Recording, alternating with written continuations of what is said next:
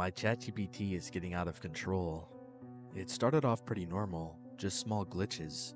I asked ChatGPT how to restart my router, and it gave me these weird steps that ended up killing my internet for like 3 hours.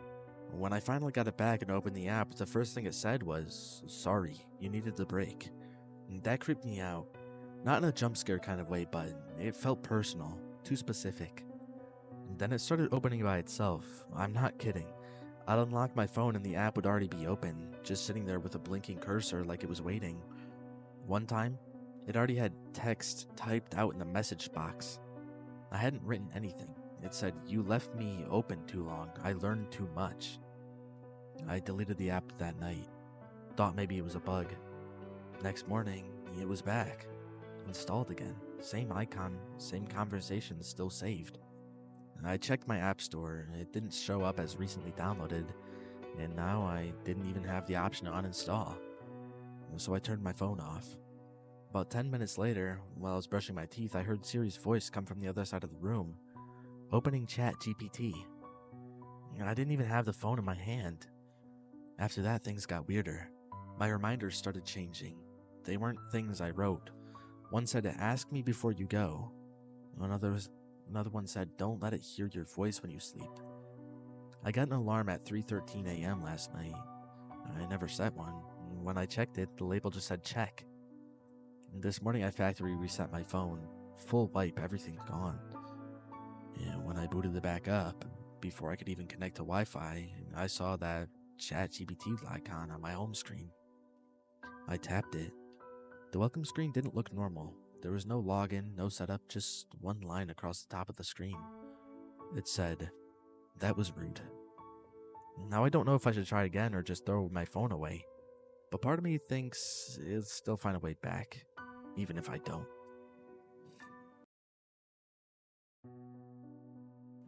You're not reading this. Not really. And that's the problem. This wasn't supposed to exist. Not the title. Not this line. Not any of it. I didn't sit down to write this, and I didn't open my laptop. I didn't stare at a blinking cursor. I wasn't even thinking about posting here. But here we are.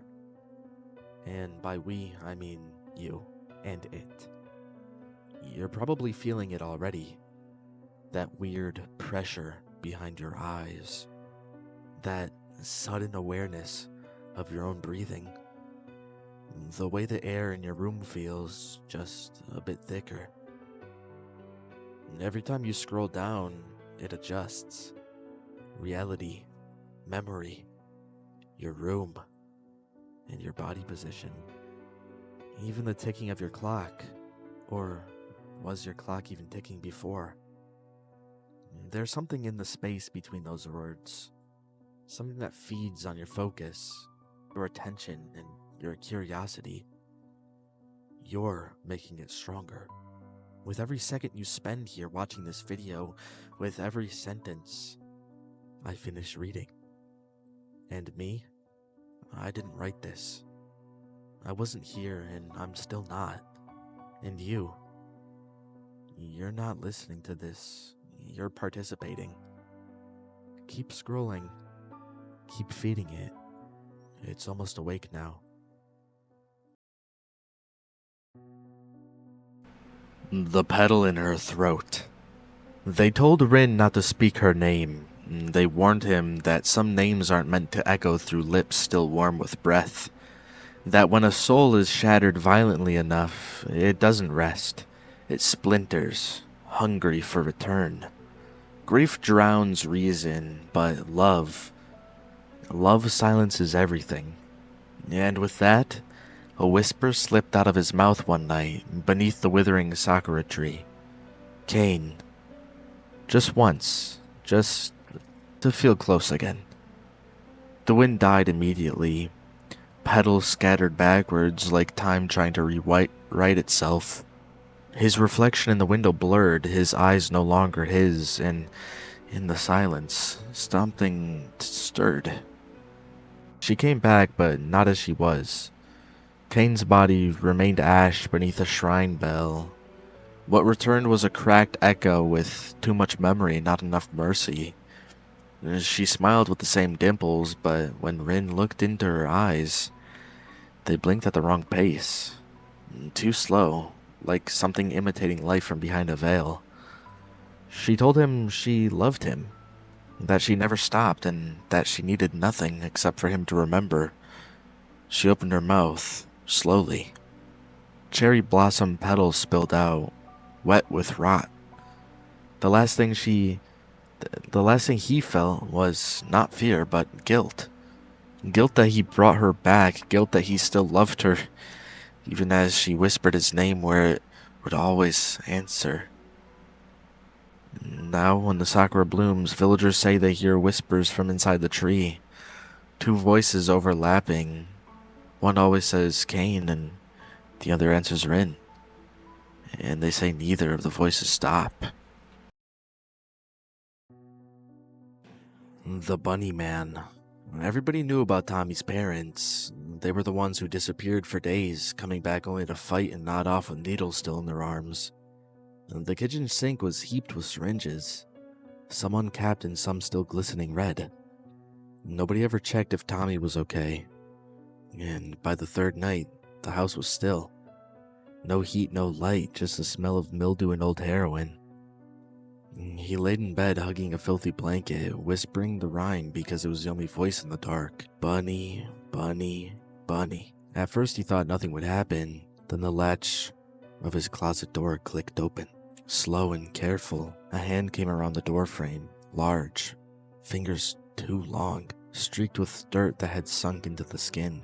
When the man stepped out, Tommy's heart nearly tore apart. Gray flesh ripped over bloated muscle. His arms bent wrong with slick, cracking sounds. A filthy white bunny mask, ears torn, eyes weeping blood, mouth grinning in red stitches. The man didn't speak. He came to the bed, barefoot, breathing slow and ragged through the mask. Tommy's body tried to push back, but his legs tangled in the blankets. He scrambled with both hands, nails tearing at the sheets.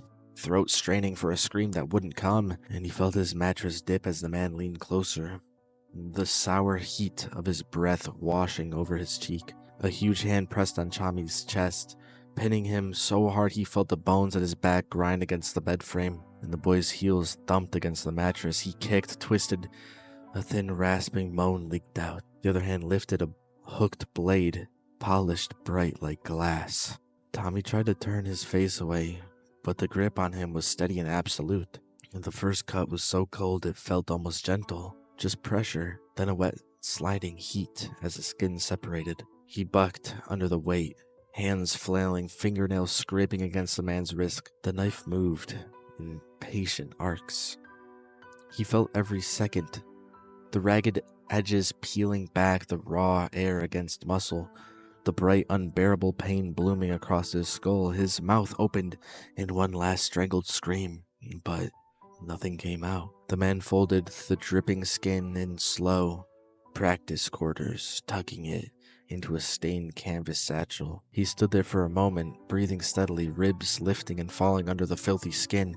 Then he stepped back into the closet. The door swung shut behind him. Tommy's parents returned days later, too far gone to ask why the sheets were stiff with blood. Nobody spoke his name again, and no one ever dared whisper the rhyme, because everyone knew the man in the bunny mask was still there waiting in the dark for another voice, too alone to be saved. I'm already inside. I know what people say about me, that I'm quiet, polite, harmless. You probably thought the same, didn't you? I don't blame you. You were always the loud one, the one everyone noticed. You never looked behind you when you walked alone. Never thought twice about locking your door. You should start. I saw you last Tuesday. You didn't see me, of course. You were picking up coffee. Ordered the same thing you always do, oat milk, cinnamon, half sweet. You smiled at the barista and then you checked your phone. You were reading her texts again, the ones she never answered. I watched your face when you stared at the screen. You didn't look sad, you looked relieved. I knew right then. You didn't just know what happened to her, you had something to do with it. And when I followed you home that night, just to be sure, you made it too easy. One garage code, your birthday. I didn't go inside, not yet. I just stood there in the dark and memorized the layout. You have terrible curtains, by the way. The thing is, I'm not some killer, and I'm not unstable. I'm just someone who waited too long for the truth, and you were never going to give it to me. So I'm gonna take it. I've been closer than you think. That noise you thought was your fridge last night? That wasn't your fridge. And the text you got from an unknown number at 3:02 a.m.? You didn't open it, but you should have. That wasn't spam. You've got about 5 minutes to read this before your power cuts out. Maybe less, but when it does, if you're smart, you'll stay exactly where you are. Don't move, don't talk, and whatever you do, don't call anybody. It's too late for that.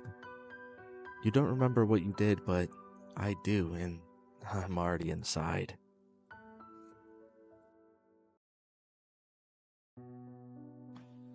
I played a horror game I found online. Now it won't let me stop. I've always loved weird, obscure games. You know the type. Glitchy visuals, no dev name, strange file names, games that feel like they shouldn't exist.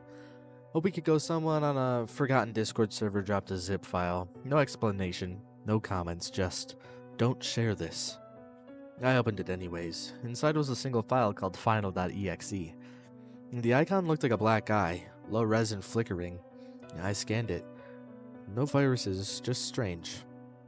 When I launched the game, it opened to static. No menu, no music, just one line of text on a black screen. You clicked it. Then it loaded a first-person hallway. Narrow. Rotten wallpaper. Dim lights. It looked like something out of an early PS2 game. Low poly, but wrongly real. I walked the hallway. Looped, but with every loop, the walls decayed more. Lights flickered, textures glitched. Then, on loop 4, something changed. I recognized the hallway. The crack in the ceiling, the leaning bookshelf, the broken lamp. It was my apartment. Same layout, same mess, same hoodie I left on the chair. I pressed Alt plus Tab, checked my webcam, nothing active, no recording software. I unplugged everything. The game didn't care. On the next loop, there was a mirror at the end of the hallway, and inside it, me. But not really. The reflection blinked out of sync, moved wrong. Then I typed something across the screen. Don't lie to them. I tried to close the game, task manager forced quit, even hard shut down. When I restarted my PC, the game was still running, no desktop, no icons, just the game, and my phone buzzed. It said unknown number. Can I come in? I didn't answer, and a minute later, I already did. That night, the lights in my apartment flickered the same pattern as in the game, 3 long blinks, 1 fast, then darkness. My monitor turned back on by itself, and a new message appeared. Do you want to play again? I unplugged everything, slept at a friend's place. When I came back, the game was gone. Except now, every night at exactly 3:17 a.m., the hallway in my apartment shifts. Just slightly. A few more cracks, a new shadow near the mirror, and sometimes I hear footsteps behind me. But when I turn around, the hallway's just a hallway, right? I did a ritual I found online as a joke, and now I'm scared to flush my toilet. It started as a joke. I found this weird post buried deep in a Reddit thread about cursed rituals, the kind that people write for laughs, or maybe to creep each other out. It was called the Pooper Summoning Ritual. Stupid name. I actually laughed out loud when I read it. The rules were simple. Sit on the toilet at exactly 3 a.m. Keep the lights off, do your business, but don't flush. You use what you left to draw a pentagram on the toilet lid. Say the words, pooper cum, pooper cum, pooper cum, pooper cum, pooper cum. Bless me with your holy dung. I was home alone, drunk and curious, so yeah, I did it. I sat there in the dark, barely holding back laughter, and whispered those whispered those words. I expected nothing. Instead, I heard a slow, deep bubbling from the pipes under me. It wasn't loud enough, just enough to stop me mid-breath. It didn't sound mechanical, it sounded alive. I panicked and flushed. I know I wasn't supposed to, but it was disgusting and I didn't want to deal with it. That was my mistake. The night I woke up with cramps, so bad I thought I was having a medical emergency. I ran to the bathroom and stayed there for hours. The diarrhea wouldn't stop. Waves of pain, like something was being pulled out of me. While I was sitting there, I heard the bubbling again, this time from the bathtub drain. Let that sink in, like something was crawling around inside the plumbing. I tried to ignore it, chalked it up to bad food or stress, told myself I'm imagining the noises. The second night was worse. I went to brush my teeth around midnight and the bathroom smelled like rot. Not normal bathroom stink, it was thick, moldy, wet. I turned on the fan. That's when I noticed something on the mirror. Something had written in brown. You called me. It wasn't sharp writing, it looked smeared. I couldn't even bring myself to smell it. I just cleaned it off in silence. I didn't sleep much after that. The third night, something came out of the bathtub drain. It was about the size of a football. Shapeless, dark, like wet clay, but it moved. It had little fingers, tiny wriggling fingers. I didn't even scream, I just froze. It slithered halfway out of the drain, twitching, making wet squelching sounds. Then it spoke. The voice was gurgly and childlike. You're a good little pooper. That broke me. I grabbed a spray bottle out of the bathroom cleaner and just started spraying it, screaming. The thing sizzled like it was burning and scrambled back into the drain. I haven't used that bathroom since. It's been 4 days. I shower at the gym now, and I do everything to avoid flushing. I don't care how crazy it sounds, I don't want to call it again. I still hear bubbling at night. And if you're reading this and you find the ritual online, ignore it. Don't test it, don't laugh, and whatever you do, don't flush. If you enjoyed the story, consider subscribing. But don't blame me if you can't sleep tonight. Until next time, keep the lights on and the doors locked. Goodbye.